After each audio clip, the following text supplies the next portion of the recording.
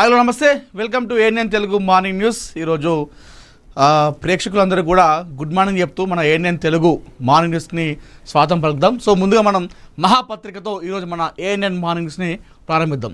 So మహాపత్రికలో ఈరోజు మనం morning news చూసుకుంటే టాప్ న్యూస్లో ఫిరాయింపు ఎమ్మెల్యేలకు హైకోర్టు షాక్, కౌంటర్లు దాఖలు చేయకపోవడంపై అసంతృప్తి, స్పీకర్ తీర్పు కాపీని సమర్పించాలని ఆదేశం, తదుపరి విచారణ జూలై 22కు వాయిదా అంటూ కూడా మనం ఇక్కడ చూసుకోవచ్చు. దీనికి సంబంధించినటువంటి వార్త ఏముందో ఒకసారి చూద్దాం.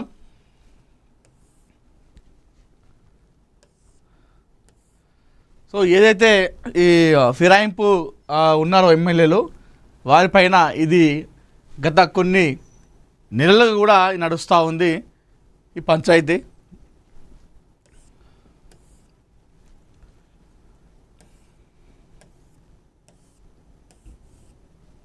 చూద్దాం మరి దీనిపైన స్పీకర్ ఏ విధంగా స్పందిస్తారు, మిగతా ఎవరైతే ఆ ఫిరాయింపు ఎమ్మెల్యేలు ఉన్నారో వారి పరిస్థితి ఏంటి, ఇది ఎటు పోబోతుంది, ఇది ఒక రాజకీయంగా ఎటు మలుపు తిరగబోతుంది అనేది కూడా మనం చూడాలి. ఇప్పటికే దీనిపైన చాలామంది కూడా welcome back to ANN Telugu morning news. So ఏదైతే టాప్ న్యూస్లో మనం చూసిన మహాపత్రికలో మొదటి వార్త టాప్ న్యూస్లో ఫిరాయింపు ఎమ్మెల్యేలకు హైకోర్టు షాక్ అనేటువంటి వార్తను మనం మహాపత్రికలో ఒకసారి కంటిన్యూ చదువుదాం. పార్టీ మారిన 10 మంది బీఆర్ఎస్ ఎమ్మెల్యేల వ్యవహారంపై తెలంగాణ హైకోర్టులో గురువారం కీలక విచారణ జరిగింది.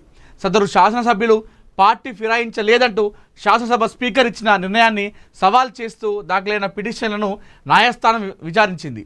ఈ మేరకు ఎమ్మెల్యేల అనర్హత పిటిషన్లపై స్పీకర్ ఇచ్చిన తీర్పు తాలూకు కాపీలను తక్షణమే తమ ముందు ఉంచాలని న్యాయస్థానం ఆదేశాలు జారీ చేసింది. ఈ విషయాల సందర్భంగా పార్టీ ఫిరాయింపు ఆరోపణలు ఎదుర్కొంటున్న ఎమ్మెల్యేలతో పాటు అసెంబ్లీ స్పీకర్ కూడా తమ పూర్తి వాదనలతో కౌంటర్ అఫిడవిట్లు దాఖలు చేయాలని హైకోర్టు మరోమారు నోటీసులు జారీ చేసింది. వాస్తవానికి ఈ కేసు వ్యవహారంలో న్యాయస్థానం గతంలోనే వీరికి నోటీసులు జారీ చేసినప్పటికీ ఇంతవరకు ఎవరు కౌంటర్ దాఖలు చేయకపోవడం పట్ల విచారణ సందర్భంగా కోర్టు తీవ్ర అసంతృప్తి వ్యక్తం చేసింది. అందరూ తప్పనిసరిగా కౌంటర్లు సమర్పించాలని స్పష్టం చేస్తూ ఈ కేసు తదుపరి విచారణను వచ్చే నెల 22వ తేదీకి వాయిదా వేసింది. ఇది కథ. ఏదైతే ఈ ఫిరాయింపు ఎమ్మెల్యేల పరిస్థితి అయితే కక్కలేక మింగలేక అన్నట్టుగా అన్న చందంగా మారిపోయిందని చెప్పుకోవాలి. వీరికి ఏదైతే ఫిరాయింపు అయ్యారో అంటే బీఆర్ఎస్ పార్టీలో గెలిచినటువంటి 10 మంది ఎమ్మెల్యేలు అధికారం కోల్పోయిన తర్వాత కాంగ్రెస్ పార్టీలో చేరిన తర్వాత వీరి పరిస్థితి అంటే వారు ఆ పదవిని కూడా ఎంజాయ్ చేయలేకపోతున్నారు. వీరికి ఒక భయం పట్టుకుంది. అంటే పుష్కన ఇప్పుడు హైకోర్టు కనుక షాక్ ఇచ్చి తీర్పు వాళ్ళకు ఇచ్చి వాళ్ళకు అనర్హత వేటు వేస్తే ఏంది పరిస్థితి అనేటువంటి ఒక టెన్షన్ అయితే పట్టుకుంది ఈ 10 మంది బీఆర్ఎస్ ఎమ్మెల్యేలు. ఈ వీళ్ళ పరిస్థితి మరీ దారుణంగా తయారైపోయింది. అంటే వాస్తవానికి కూడా కెమెరామెన్ గంగతో రాంబాబు సినిమాలో ఒక డైలాగ్ ఉంటుంది, క్లైమాక్స్లో డైలాగ్ ఉంటుంది. 25 మంది ఎమ్మెల్యేలు కేవలం ఇట్టున్నట్టు మారిపోతే ఏం జరుగుతుందో తెలుసా అని చెప్పేసి డైలాగ్ కొడతాడు. ఆ డైలాగ్స్ మీరు చూడండి, వీలుంటే యూట్యూబ్లో కూడా దొరుకుతుంది మీకు అది. అంటే ఒక 10 మంది ఒక 10-15 మంది ఎమ్మెల్యేలు అంటే ఇటు దిక్కున్న వాళ్ళు అటు దిక్కు జంప్ అయిపోతే పరిస్థితి ఎట్లా ఉంటుంది, ఏం జరుగుతుంది, ఆ రాష్ట్రం ఎట్లా ఉంటుంది అనేటువంటి ఒక డైలాగ్ అయితే అందులో ఉంటుంది. సరే ఏదైనా సరే అంటే అభివృద్ధి కోసం వారి ప్రాంత అభివృద్ధి కోసం వారితో చేతులు కలిపి వెళ్తే ఏం కాదు. ఇప్పుడు ఎంతోమంది కార్యకర్తలను మోసం చేస్తూ ఎంతోమందిని బదనం చేస్తూ ఈ పార్టీలకు జంపు కావడం అనేది కరెక్ట్ కాదు. ఇప్పుడు ఈ ఫిరాయింపు ఎమ్మెల్యేలకు ఈ హైకోర్టు షాక్ ఇచ్చింది. సో ప్రతి ఒక్కరు కూడా కౌంటర్లు దాఖలు చేయాలని చెప్పేసి చెప్పింది 10 మంది ఎమ్మెల్యేలకి, అటు అసెంబ్లీ స్పీకర్ కూడా. ఇది జరుగుతూ ఉంది. మరి ఇది ఈ లాస్ట్కు ఏం జరుగుతుంది మరి? ఇంకా ఇప్పటికీ 3 years అయిపోయింది దగ్గర, ఇంకా 2 years ఉంది. మరి 2 years లోపల హైకోర్టు వారిపైన అనర్హత వేటు వేస్తుందా, మరి ఏం జరుగుతుంది అనేది కూడా మనం చూడాలి.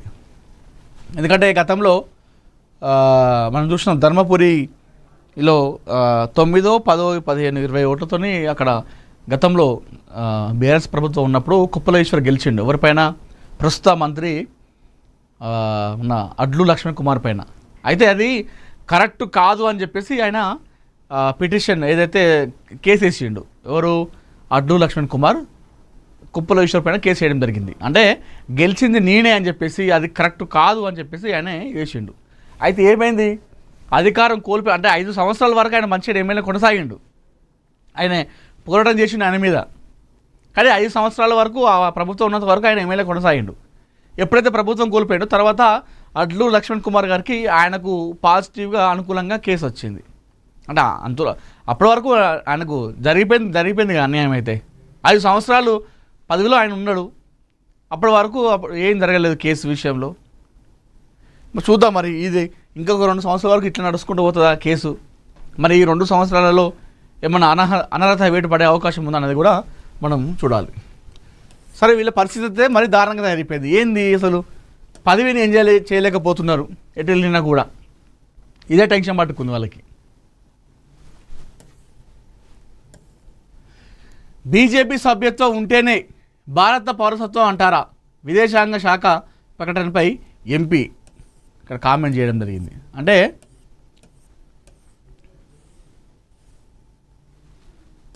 బీజేపీ యొక్క సభ్యత్వం ఉంటేనే భారత పౌరుల, బీజేపీ సభ్యత్వం లేని వాళ్ళు అంటే ఇతర పార్టీలు ఉన్న వాళ్ళు భారత పౌరులు కారా అన్నటువంటి ఉద్దేశంతో పాస్పోర్ట్ కేవలం ట్రావెల్ డాక్యుమెంట్ మాత్రమే, పౌరసత్వానికి గుర్తింపు కాదన్న కేంద్ర విదేశీ వ్యవహారాల శాఖ ప్రకటనపై ఎంపీ అసదుద్దీన్ ఓవైసీ ఆగ్రహం వ్యక్తం చేశారు. ఇప్పుడు పాస్పోర్టుని పౌరసత్వానికి గుర్తింపు కాదన్నారు. రేపు బీజేపీ సభ్యత్వం ఉన్న వాళ్ళకే భారత పౌరసత్వం అని అంటారు. త్వరలో జరగబోయేది ఇదే అని తీవ్ర స్థాయిలో విమర్శలు గుప్పించారు.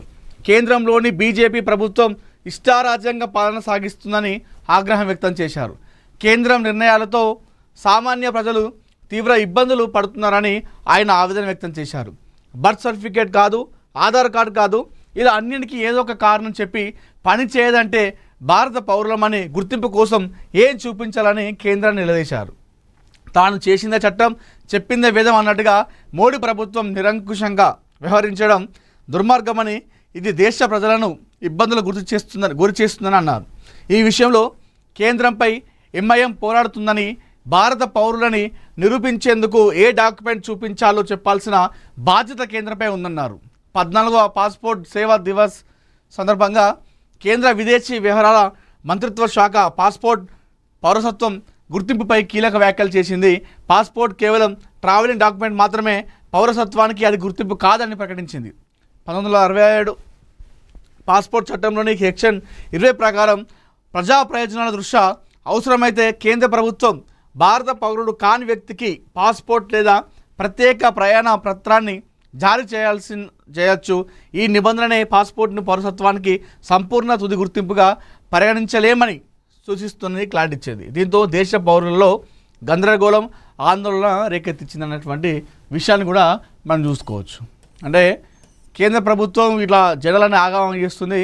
ఆధార్ కార్డు కాదు, పాస్పోర్ట్ కాదు, మరి ఏం చూపిస్తే మీరు భారత పౌరులు అని చెప్పేసి మీరు గుర్తుపడతారు, గుర్తించాలి అంటే మా దగ్గర ఏం ఉండాలన్నటువంటి అంశం పైన అసదుద్దీన్ ఓవైసీ ఎంపీ మాట్లాడుతూ అటు మోడీ పైన, కేంద్ర ప్రభుత్వం పైన తీవ్ర స్థాయిలో మండిపడడం జరిగింది.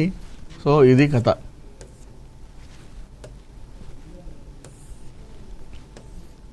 భద్రగిరికి నవశోభ అని చెప్పేసి చూడొచ్చు ఇక్కడ వార్తా టాప్ న్యూస్లో. 351 కోట్లతో అభివృద్ధి, 27 నుండి పనులకు శ్రీకారం అంటూ కూడా మనం ఇక్కడ వార్త చూసుకోవచ్చు.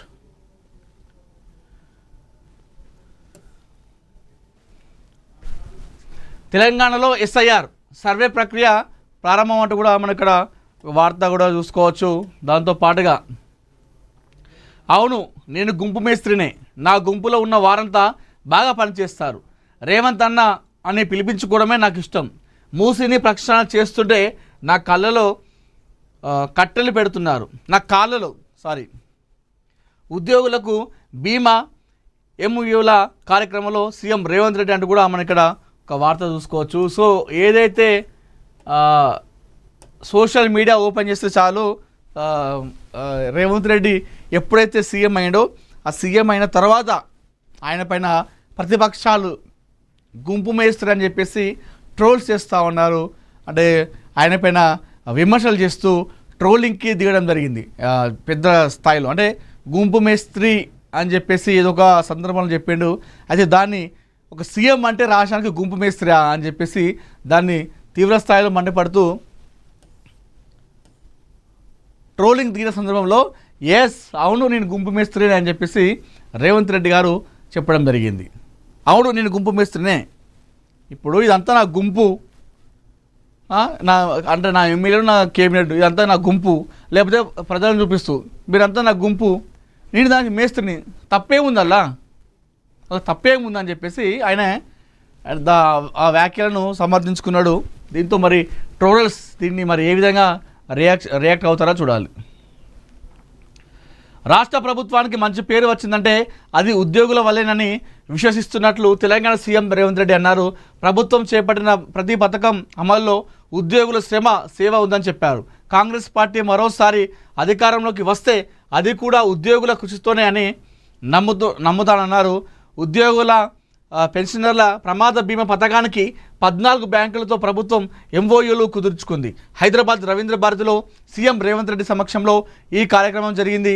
ఈ సందర్భంగా సీఎం మాట్లాడారు. నేను గుంపు మేస్త్రిని, అలా అన్నందుకు చాలామంది అవహేళన చేశారు. అందరూ హేళన చేసినా బాధపడను. ఈ గుంపంతా నాదే, నా గుంపులో ఉన్న వారంతా బాగా పనిచేస్తుంటారు. కొందరు మీ దురలమని గడిలు ఉన్నాయని గొప్పగా చెప్పుకుంటారు. నాకు మాత్రం రేవంత్ అన్న అని పిలిపించుకోవడమే ఇష్టం. ఇష్టం ప్రేమే ఉంటేనే సీఎంను కూడా అన్న అని పిలుస్తారు. మూసిని ప్రక్షాళన చేస్తుంటే నా కాళ్ళల్లో కట్టనే పెడుతున్నారు. మెట్రోను విస్తరిద్దామని ప్రయత్నిస్తుంటే అడ్డుకుంటున్నారు. మూసి నదిని బాగు చేస్తే బాగుపడేది ఎవరు? మెట్రోను విస్తరిస్తే ఉపయోగం ఎవరికి? ఫామ్ హౌస్లో ఉన్న వాళ్లకు మూసి మెట్రోతో పని లేదేమో కానీ పేదలకు అవసరమని రేవంత్ రెడ్డి చెప్పడం జరిగింది. సో మరి ఇది నేను ఏ అభివృద్ధి చేద్దామని చెప్పేసినా కూడా అంటే రాష్ట్రాన్ని ఒక సక్రమైనటువంటి గాడిలో పెట్టి రాష్ట్రాన్ని ముందుకు తీసుకుపోదామంటే నా కాళ్ళలో కట్టబెడుతున్నారు, అభివృద్ధి కాకుండా చూస్తూ ఉన్నారు అని చెప్పేసి అటు బీఆర్ఎస్ ఇటు బీజేపీ పైన ఆయన విమర్శలు చేయడం జరిగింది. ఏది చేద్దామన్నా కూడా అడ్డంకులు పెడతా ఉన్నారు. మెట్రో విస్తరణ చేద్దామంటే అడ్డుకుంటారు, ఇంకొక కార్యక్రమం చేద్దామంటే అట్లా అడ్డుకుంటారు. మరి నేనేం చేయాలి? అభివృద్ధి చేయొద్దా? నన్ను నమ్ముకొని ఎంతోమంది ప్రజలు మాకు పట్టం కట్టారు, మాకు అధికారాన్ని వచ్చేలా చేసారు, వాళ్ళ కోసం మేము చేయాలని చెప్పేసి మేము చూస్తూ ఉంటే ఇట్లా ప్రతిపక్షాలు ఈ రకంగా మమ్మల్ని అడ్డుకుంటున్నాయి, అభివృద్ధి చేయకుండా రాష్ట్రాన్ని వెనుకడుగు వేసేలా చేస్తున్నట్టు కూడా ఆయన తీవ్ర స్థాయిలో మండిపడడం జరిగింది. అంటే ఏదైతే గుంపు మేస్త్రి అని చెప్పేసి సోషల్ మీడియాలో ఆయన పైన చేస్తూ ఉన్నారో ఆయన దాన్ని తీసుకున్నాడు. ఎస్ నేను గుంపు మేస్త్రి అని చెప్పేసి చెప్పేసిండు. మరి ఇప్పుడు ట్రోలర్స్ ఏ విధంగా ట్రోల్ చేస్తారా, లేకపోతే ఇక్కడికే అయిపోయింది? ఎందుకంటే ఆయన ఒప్పుకున్నాడు నేనే గుంపు మేస్త్రి అని చెప్పేసి. అంటే గుంపు మేస్త్రి అనేది వాస్తవాలు కూడా అంత పెద్ద తప్పు పదమే కాదు. గుంపు మేస్త్రి అంటే ఎవరైతే ఒక గ్రూప్ ఆఫ్ మెంబర్స్ ఉంటారో వాళ్ళకి ఒక పెద్దలాగా అన్నట్టు. సో ఆయన దాన్ని తీసేసుకున్నాడు. ఎస్ నేను గుంపు మేస్త్రినే, నా టీంకి నేను ఒక పెద్దలాగా అని చెప్పేసి చెప్పేసిండు.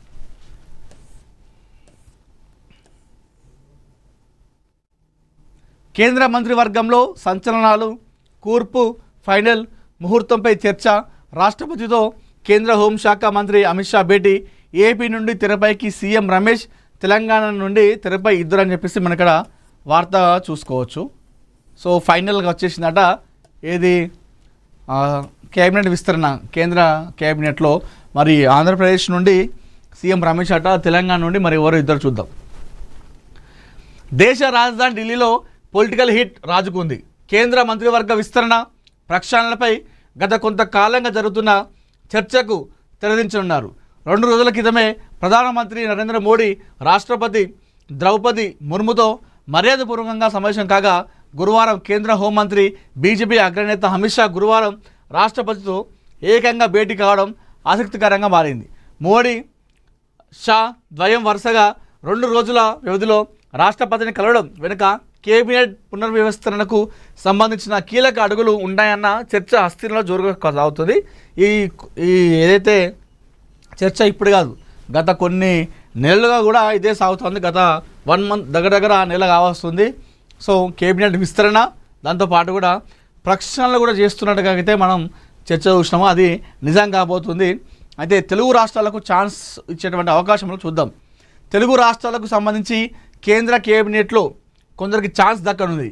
ప్రధానంగా ఏపీ నుండి మరొకరికి బెర్తు ఖాయమన్న చర్చ ఉంది. ఎందుకంటే టీడీపీ ప్రస్తుతం ఎన్డీఏ కూటమిలో ప్రధాన భాగస్వామి కాబట్టి మరొక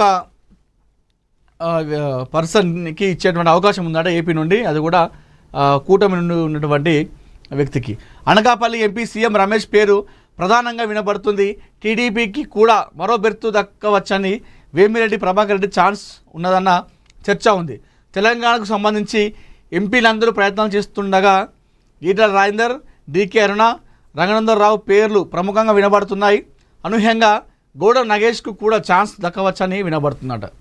అది ఇక్కడ ఈటల రాజేందర్, అదేవిధంగా డీకే అరుణ, రంగనందర్ రావు పేర్లు ప్రముఖంగా వినిపిస్తున్నట్టు తెలంగాణ నుండి. మరి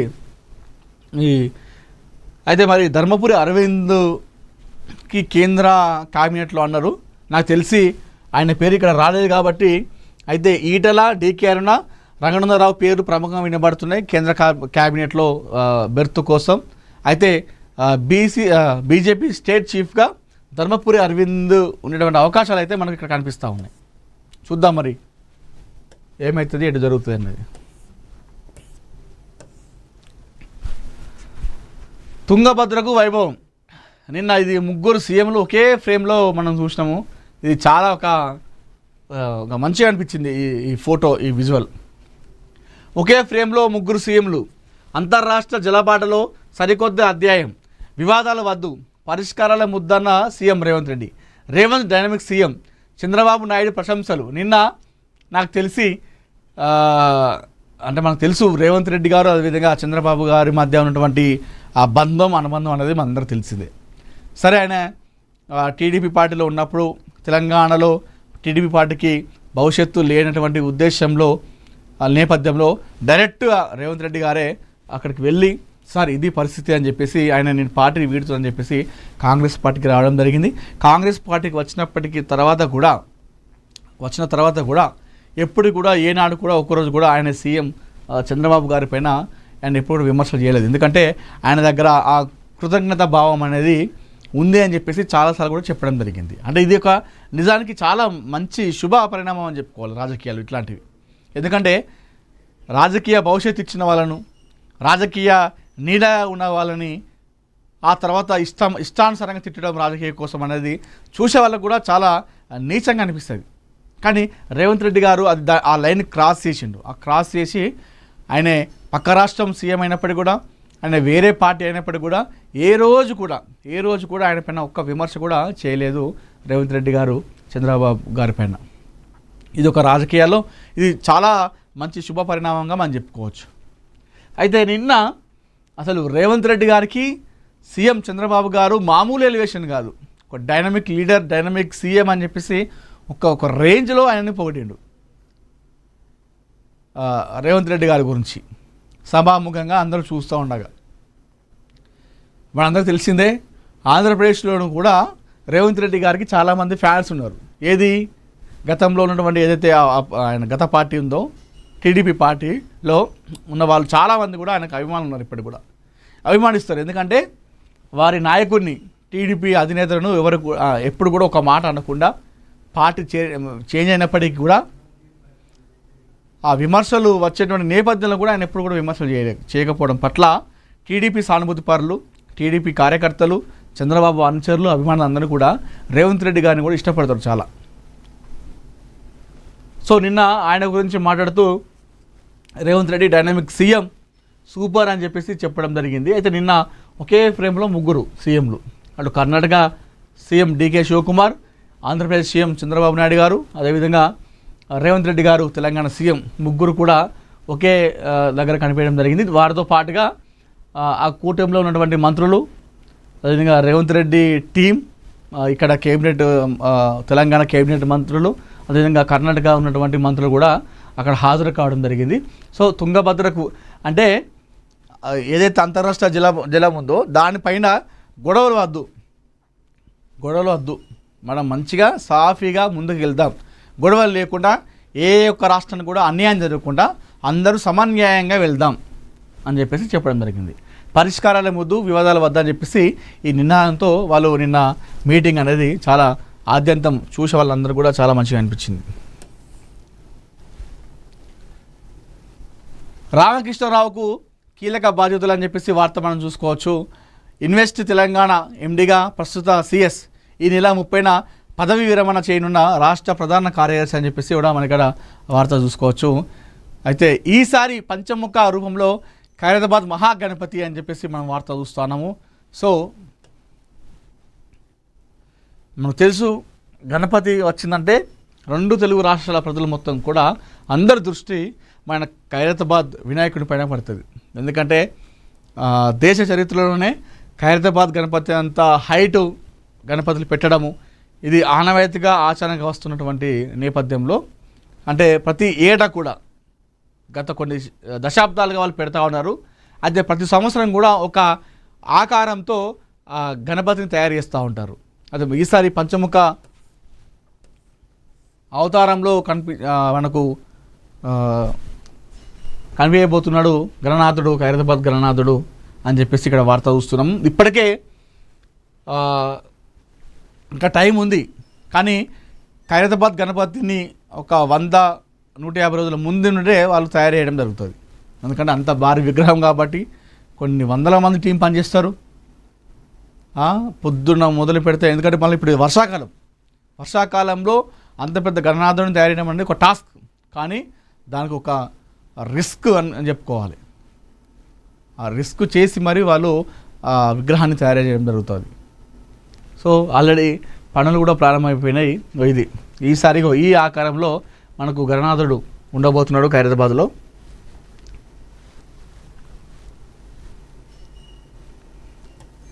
చూద్దాం ఈసారి ఎన్ని లక్షల మంది వస్తారు. ప్రతి ఏటా కూడా ఈ లెక్క అనేది కౌంట్ అనేది చాలా పెరుగుతూ ఉంది. కొన్ని లక్షల మంది వచ్చి చూసి వెళ్తూ ఉంటారు. భాగ్యనగరంలో వినాయక చవితి అనగానే అందరికీ ముందుగా గుర్తొచ్చే ఖైరతాబాద్ బడా గణేశుని ఉత్సవాలకు అంకురార్పణ జరిగింది. ఈ ఏడాది వినాయక చవితి పండుగను పురస్కరించుకొని గురువారం ఖైరతాబాద్ గణేశుడి ప్రాంగణంలో సాంప్రదాయబద్ధంగా కర్ర పూజ నిర్వహించారు. ఈ వేడుకలో భాగంగా ఈసారి కొలువు తీరనున్న స్వామివారి అధికారిక విగ్రహ నమూనాను ఉత్సవ కమిటీ ఘనంగా విడుదల చేసింది. ప్రతి ఏటా అత్యంత ఎత్తైన సరికొత్త ఆధ్యాత్మిక రూపంతో భక్తులను మురిపించే లంబోదరుడు ఈసారి ఏకంగా 69 అడుగుల భారీ ఎత్తులో పంచముఖ సంకటహర మహాగణపతిగా భక్తులకు దర్శనమివ్వనున్నారు. ఈ ప్రతిష్టాత్మక విగ్రహ తయారీ పనుల ప్రారంభ సూచికగా జరిగిన కర్రపూజ కార్యక్రమంలో స్థానిక ఎమ్మెల్యే దానం నాగేందర్, ఎంపీ అనిల్ కుమార్ యాదవ్తో పాటు ఖైరతాబాద్ గణేష్ ఉత్సవ కమిటీ ప్రతినిధులు భక్తి శ్రద్ధలతో పాల్గొనాలని చెప్పేసి మనం ఇక్కడ వార్త చూసుకోవచ్చు.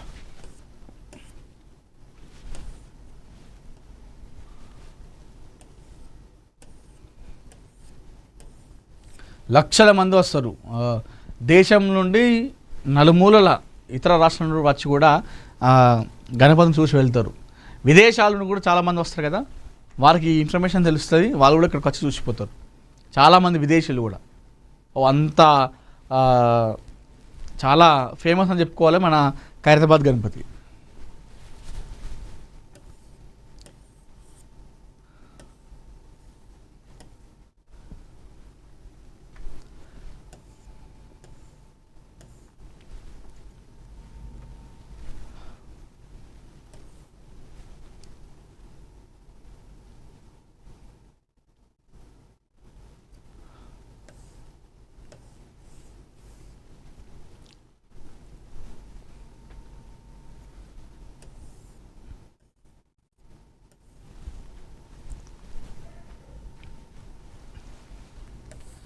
చూద్దాం, మిగతా వార్తలు కూడా మనం చదువుదాం. సో ఆల్రెడీ వర్షాలు స్టార్ట్ అయిపోయినాయి. సో చాలామంది కూడా జాగ్రత్తగా ఉండాలి. ఈ వర్ష ప్రభావం వల్ల చాలామంది కూడా ఇబ్బంది పడే అవకాశం ఉంటాయి కాబట్టి సో అటు అధికారులు కూడా ముందస్తు చర్యలు చేపట్టాలి. నాయకులు కూడా అధికారులతో సమన్వయం చేసుకొని ప్రజలకు, ముఖ్యంగా హైదరాబాద్లో ఉన్నటువంటి ప్రజలకు చాలా ట్రాఫిక్ సమస్యలు ఉంటాయి. సో ట్రాఫిక్ పోలీసులు కావచ్చు, పోలీసు అధికారులు కావచ్చు, అదేవిధంగా జిహెచ్ఎంసీ సిబ్బంది కావచ్చు, ఎక్కడెక్కడ ఎలాంటి ప్రాబ్లం ఏర్పడతాయో అలాంటి ప్రాంతాలను గుర్తించి అక్కడ ఎలాంటి ప్రమాదాలు జరగకుండా నివారణ చర్యలు ముందే చేపట్టాలని చెప్పేసి మనం కోరుకుందాం. కంది శ్రీనివాసరెడ్డి ప్రజా దర్బార్ క్యాంపు కార్యక్రమం పెద్ద ఎత్తున తరలి వచ్చిన జనం, పలు సమస్యలపై దరఖాస్తులు ఇచ్చిన ప్రజలు, పరిష్కారానికి కృషి చేస్తానని కంది శ్రీనివాసరెడ్డి హామీ అని చెప్పేసి మనం ఇక్కడ వార్త చూసుకోవచ్చు. సో ప్రజా దర్బార్ ఏదైతే ఉందో అది నిన్న Kandi Srinivasa Reddy Adilabad assembly Congress party in charge గారు వారి దగ్గర ఈ క్యాంప్ ఆఫీస్లో ఈ కార్యక్రమం జరిగింది. పెద్ద ఎత్తున తరలి వచ్చారు. మామూలు రోజులలో కూడా, అంటే ప్రజా దర్బార్ కాకుండా మీరు చూస్తే కంది శ్రీనివాసరెడ్డి గారు ఎప్పుడైతే క్యాంప్ ఆఫీస్లో ఉంటారో ఆయన ఉన్నటువంటి ప్రతిసారి కూడా చాలామంది ప్రజలు ఆయన దగ్గరికి వస్తారు. ఏదో ఒక సమస్యతోని వచ్చి ఆయన ముందు దాన్ని పెడతారు. ఆయన ఆ సమస్య పరిష్కారానికి కృషి కూడా చేస్తాడు. చాలామంది వస్తారు. అంటే ఆయన పైన అంత భరోసా అక్కడ ఉన్నటువంటి జనాలకి. అరే సీనన్న దగ్గర పోతే ఖచ్చితంగా పని అవుతుంది, సీనన్న దగ్గర పోతే మనకి ప్రాబ్లం ఉంది కాబట్టి అధికారులకు చెప్తాడు, మన పని చూపిస్తాడు, మనకు ఇంద్రమ్మ ఇళ్ళకు రావడానికి మనం అర్హులం కానీ మన వాళ్ళ పేరు రాలేదు. సో ఏం చేయాలి, మనం కంది సీనన్న దగ్గర పోవాలి. కంది సీనన్న దగ్గర పోతే సీనన్న మనకు అధికారులకు చెప్పి మన పేరు రాపించి మనకు అర్హులం కావచ్చు, మనకు అర్హులం కాబట్టి మనకు ఇల్లు ఇప్పిస్తాడు అన్నటువంటి ఒక భరోసా అక్కడ కల్పించిండు కంది శ్రీనివాసరెడ్డి గారు. సో ఈ ప్రజా దర్బారాన్ని కాకుండా మామూలు రోజులలో కూడా ఆయన దగ్గరికి ఎంతోమంది ప్రజలు వస్తూ ఉంటారు, ఎన్నో సమస్యలతో వస్తూ ఉంటారు. అన్న మాకు ఈ సమస్య ఉంది, సార్ మాకు ఈ సమస్య ఉందని చెప్పేసి వస్తూ ఉంటారు. వాళ్ళందరి దగ్గర నుండి కూడా ఆయన ఓపికతోని వాళ్ళందరి దగ్గర నుండి కూడా ఆ పేపర్లు తీసుకొని ఆ సమస్య పరిష్కారాన్ని కూడా ఆయన తోడ్పాటు చేస్తూ ఉంటాడు. ఇది ఇప్పుడు కాదు, నిర్విరామంగా కొనసాగుతుంది. ఆయన క్యాంప్ ఆఫీసులో ఉన్నప్పటి నుంచి ఇదే కొనసాగుతూ ఉంది. సో జనాలు ఆయన దగ్గరికి వెళ్ళి ఆయన దగ్గరికి పోయి ఒక పేపర్ ఇస్తే చాలు, ఇట్లా పేపర్ ఇస్తే చాలు మాకు ఆ పని అయిపోతుంది అని చెప్పేసి ఒక నమ్మకం అయితే జనాల్లో అక్కడ ఉంది. ఆదిలాబాద్ ప్రజల్లో ఆ మేరకు ఆయన పేరు సంపాదించుకోవడం జరిగింది. అంటే ఇది ఒక్కడని కాదు, ఆయన సామాజిక సేవ కావచ్చు, ఎంతోమందికి కొన్ని వందల మందికి రోజు నిత్య అన్నదానం. మామూలుగా మనం చూస్తూ ఉంటాము, కొందరు సరే ఇప్పుడు అంటే పాలిటిక్స్లో ఉన్నాడు కాబట్టి అంటారు, కానీ ఆయన పాలిటిక్స్ రాకముందు కూడా ఇట్లాంటి కార్యక్రమాలు సామాజిక సేవలు ఎన్నో చేయడం జరిగింది. అన్నదానాలు, నిత్య అన్నదానాలు ఆదిలాబాద్లో కొన్ని వందల మందికి ప్రతిరోజు ఇది నిర్విరామంగా కొనసాగుతుంది. కొన్ని సంవత్సరాలుగా అంటే మామూలుగా కొంతమంది దీన్ని ప్రారంభిస్తారు కానీ మధ్యలో ఆటంకాలు వస్తాయి, వాళ్ళతో కాక మధ్యలో చేతులు ఎత్తిస్తారు. అంతేందుకు కొన్ని ప్రభుత్వాలు కూడా ఏదైనా స్కీమ్ పెట్టి దాన్ని నిర్విరామంగా కొనసాగించడానికి చాలా కొంచెం ఇబ్బంది అయినా సరే నడిపిస్తారు, అక్కడక్కడ బ్రేక్ అయిపోతాయి కూడా. కానీ ఈయన కంది శ్రీనివాసరెడ్డి గారు కొన్ని వందల మందికి ప్రతిరోజు కొన్ని సంవత్సరాలుగా నిర్విరామంగా అన్నం పెడతా ఉన్నాడు. అందుకే ఆయన చాలామంది కూడా తలుచుకుంటారు.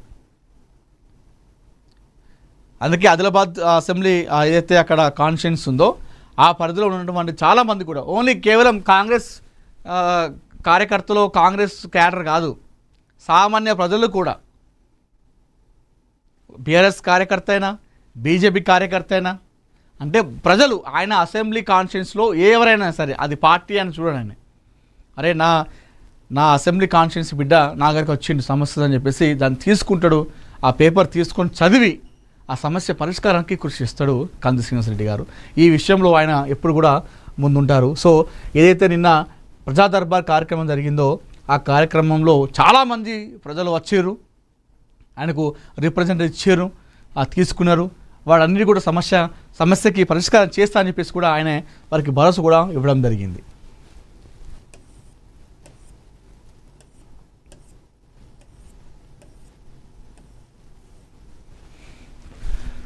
సో ఏఎన్ఎన్ మహా awards celebrating excellence in health care and business అని చెప్పేసి చూసుకోవచ్చు. ఆంధ్రప్రదేశ్లోను కూడా ఏఎన్ఎన్ మహా అవార్డ్స్ ఒక సరికొత్త కార్యక్రమాన్ని చేపట్టబోతుంది కొన్ని రోజుల తర్వాత. ఏదైతే అటు వైద్య వృత్తిలో విశిష్ట సేవలు అందించినటువంటి వైద్యులు కావచ్చు, అదేవిధంగా బిజినెస్ రంగంలో ఒక్కొక్క మెట్టు ఎదుర్కొంటూ పైకి ఎదిగినటువంటి వ్యాపారవేత్తలకు కూడా సన్మానం చేస్తూ కూడా ఈ కార్యక్రమం జరగబోతుంది.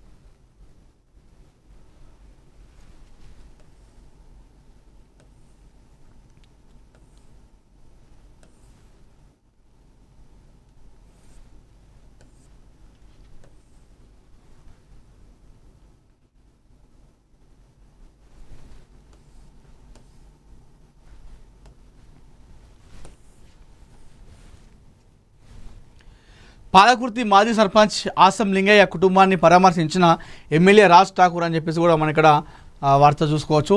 దాంతోపాటుగా వరంగల్లో కల్తీ పచ్చళ్ళ కలకలం అని చెప్పేసి వార్త చూసుకోవచ్చు. కల్తీ పచ్చడి తయారీ కేంద్రంపై టాస్క్ ఫోర్స్ పోలీసుల దాడి, ఒకరి అరెస్టు, 2,25,000 విలువైన కల్తీ నిల్వలు స్వాధీనం. చూడండి కథ, అది చూడడానికి ఎట్లా అనిపిస్తుంది చూడండి, ఇంత దరిద్రంగా ఎంత దారంగా అనిపిస్తుందో. దీంతో పచ్చడి తయారు చేసి ఒక బాటిల్లో పెట్టి దీనికి ఒక స్టిక్కర్ పెట్టి తాజా పచ్చళ్ళు, రుచికరమైన పచ్చళ్ళు ఒక్కసారి మీరు నోట్ చేసుకుంటే దాన్ని ఏమంటారు లాలాజలం వస్తుంది అని చెప్పేసి ఇక రకరకాల యాడ్స్ ఇచ్చేసి దాన్ని అమ్మేస్తారు. తీరా ఏందిరా నాయన అని చూస్తే ఇది కథ. మనం చూస్తున్నాం హైదరాబాద్లో కూడా కొన్ని హోటళ్ళలో ఎంత దారుణంగా తయారు చేస్తున్నారో. బయటికి అద్దాల మేడ, ఆ షోకేజులు, ఆ లైటింగు, దాంతోపాటుగా ఆ బోర్డు ఉండేటువంటి విధానం కూడా రిచ్గా ఉంటుంది. టేస్ట్ కూడా తింటే అబ్బా వాహా అని చెప్పేసి అనిపిస్తుంది. కానీ వెనకాల వాళ్ళు చేసినటువంటి దరిద్రం అంతా ఇంత కాదు. దయచేసి హైదరాబాదులో ఫుడ్ తినేవారు ఉంటే మంచి హోమ్లీ ఫుడ్ సెలెక్ట్ చేసుకుని వెళ్ళండి. ఈ మధ్యకాలంలో చాలా రెస్టారెంట్లు దరిద్రంగా చేస్తూ ఉన్నాయి.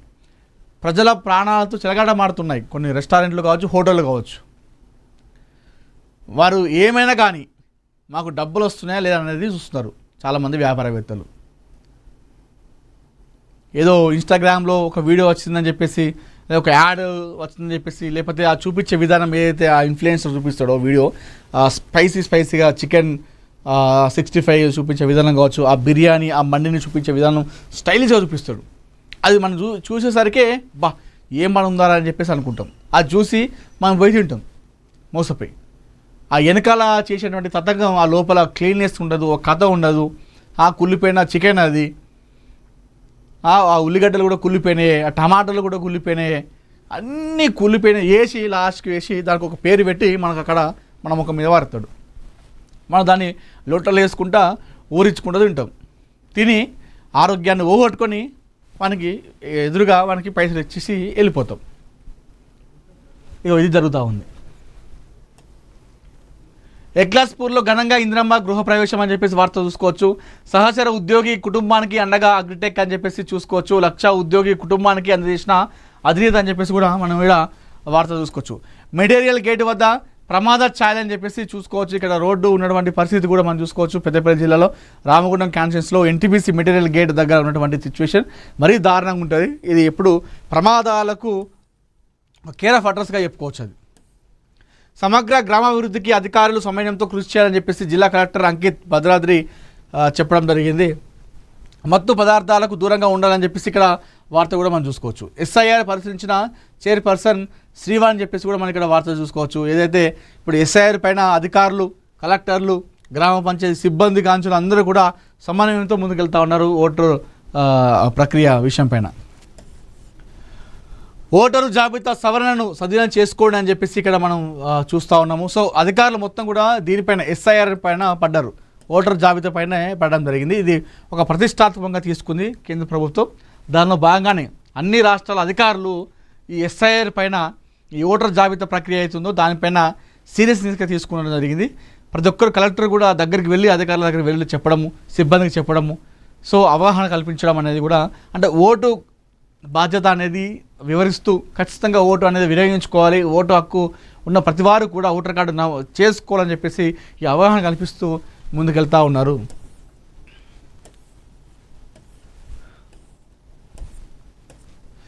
సో ఇవి ఈరోజు ఏఎన్ఎన్ తెలుగు మార్నింగ్ న్యూస్. మరిన్ని ఇంట్రెస్టింగ్ అప్డేట్ కోసం చూస్తూనే ఉండండి ఏఎన్ఎన్ తెలుగు.